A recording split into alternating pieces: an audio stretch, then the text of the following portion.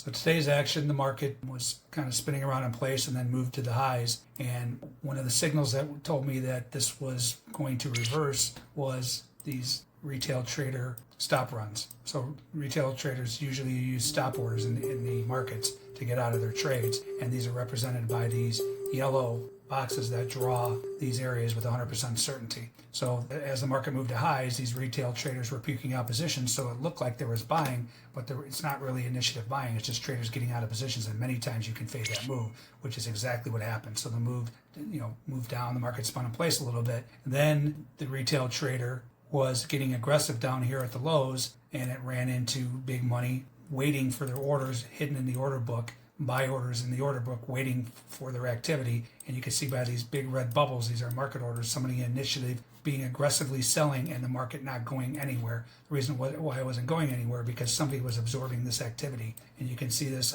represented on the sub chart here. So you can see this activity here as it came down.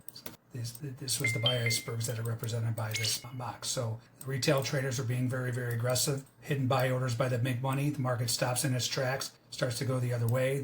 These blue bubbles are very likely these traders that were selling down here, figuring out, oh no, someone bigger than me was buying. I need to get out of my position. Until it runs up to the very end of the day, and then comes in more retail trader. We call them pukes in the industry, stop runs, just like here, and the market did stop in its tracks there too. And then on top of that, there was some sell icebergs up here, so there were hidden sell orders up here too. So you can see how the market is dictated by stop runs.